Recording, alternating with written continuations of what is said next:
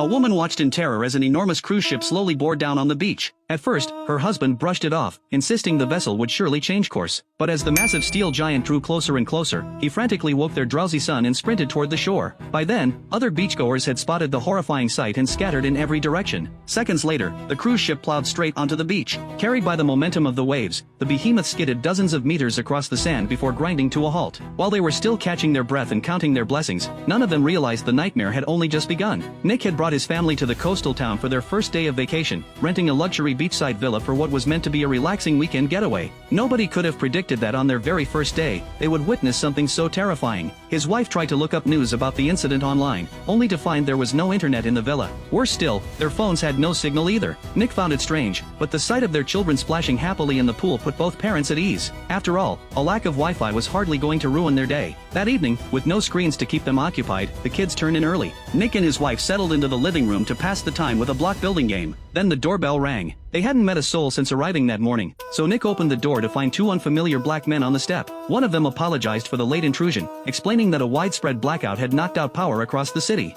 Phones, internet, everything. Sensing potential danger, he said, they had decided it was safer to come back to town. Through conversation, Nick learned that the man was actually Hansen, the owner of the villa. Nick invited them inside, but when his wife Katie found out the two men wanted to spend the night, she objected on the spot. The house was rented, she said. She wasn't comfortable sharing it with strangers. Hansen's daughter Sarah, stung by the blunt refusal, shot back, "This is our house."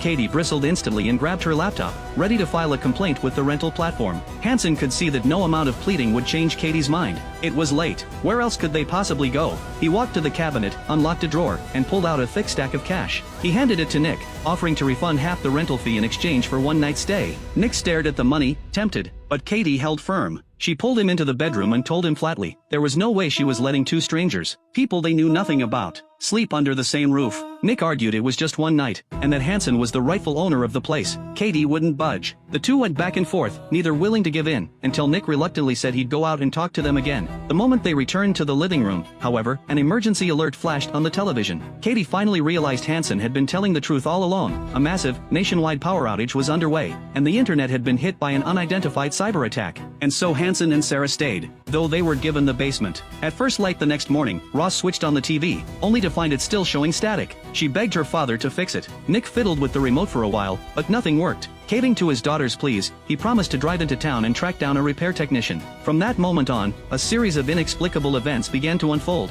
Meanwhile, Hansen drove to a friend's house several dozen kilometers away, hoping to borrow a satellite phone. Ordinary cell phones were as useful as bricks at this point. The satellite phone was his only hope of learning what was happening in the outside world. But when he arrived, the sight that greeted him stopped him cold. The yard was a shambles. Ransacked, as if by looters, the windows smashed in. A sense of dread crept over Hansen. He called out his friend's name, again and again. Silence. The man had simply vanished. With little choice, Hansen began searching the house for the satellite phone. He finally found it in a toolbox in the garage, only to discover, with a sinking feeling, that even the satellite phone had no signal. On his way into town, Nick found the GPS on his dashboard completely useless. Unfamiliar with the roads and navigating by roadside signs alone, he drove on, and grew increasingly uneasy when he realized he hadn't passed a single other vehicle the entire time. Then a woman appeared ahead, waving at him frantically. Nick felt a flicker of relief and pulled over to ask for directions. But the moment he stopped, she lunged at the car, unleashing a torrent of Spanish he couldn't understand and making a strange, unsettling gesture. Nick's skin crawled. He floored the accelerator and got out of there. Back at the friend's house, Hansen grew too uneasy to simply leave. He walked around to the back, and spotted a wristwatch on the ground that looked strangely familiar. He reached down to pick it up, and as he lifted it, a human arm came with it. He turned around. The beach was blanketed with bodies, strewn across the sand at every angle, amid the wreckage of an aircraft. Before Hansen could process what he was seeing, another plane appeared in the sky, barreling straight toward the beach. Eyes wide, he spun around and ran without a second's hesitation. On the road, Nick was facing his own nightmare. A plane streaked overhead trailing a red plume, heading directly for him. He wrenched the wheel, turned the car around, and floored it. But a car is no match for an aircraft. It was on him in moments. Back at the villa, Hansen recounted everything he'd seen to Katie. He had initially assumed the blackout and network collapse were the work of foreign hackers, as had happened before. But now he wasn't so sure. The fact that even satellite communications were down pointed to something far more serious. Someone, or some organization, had either hijacked or destroyed the satellites themselves. Then a piercing, unbearable sound tore through the air. Heidi fought through the assault on her senses, burst out the door, and plunged into the woods screaming for her children. Before the pain overwhelmed her and she crumpled to the ground, clutching her head. Then then, as suddenly as it had started, the noise stopped. No one could explain what had happened, but the terror was real for Katie now. If Hansen was right, nowhere around them was safe any longer. Nick returned and produced a red card. One of thousands, he said, that had been scattered from a drone overhead. Printed on it was text none of them could read, Arabic. The following morning, Nick's family packed their bags. Convinced the area was no longer safe, they decided to drive to New Jersey to stay with his sister, hoping things would be different there. But they hadn't gone far before they hit a massive traffic jam. Katie got out to investigate and found dozens upon dozens of electric vehicles rear-ended into a standstill, with not a single person in sight. Then she glanced down and noticed the manufacturer's insignia on one of the car doors. A realization hit her. She looked back, and sure enough, another electric vehicle was accelerating straight toward the pileup. She sprinted back to their car, hit the gas, barely dodging the first vehicle, reversed to avoid the second, and swerved out of the way. The electric cars kept coming, slamming into the wreckage as if executing some programmed directive. If Katie had been a moment slower, they would never have gotten out. With the road now impassable, they had no choice but to return to the villa. The strange events kept coming. The next morning, their son Cray woke up complaining that his teeth felt odd. He pressed on one gently, and it came right out. Nick was horrified but helpless. The only road to a hospital was completely blocked. Hansen remembered a friend named Danny who might have the medication Cray needed. Just days ago, he had seen Danny stockpiling large quantities of supplies. But before they could leave to find him, Nick realized his daughter Ross had disappeared. He searched the entire villa. Nothing. Cray mentioned offhandedly that the two of them had found a cabin in the woods the day before. She must have gone back there. Katie immediately bolted into the trees to find her daughter. Cray's condition was deteriorating fast. There was no time to wait. Hansen left his daughter Sarah behind to help Katie search, while he, Sarah's companion Aziz, and Nick drove to Danny's house. Hansen knocked on the door. After a moment, a man's face appeared, but rather than opening the door, he told Hansen and Nick to back up 5 meters. Then he stepped out carrying a hunting rifle. Hansen managed a wry smile and said he and Nick were just checking in on him. No need for all this. But Danny was unmoved. At a time like this, he said, people don't just wander around without a reason.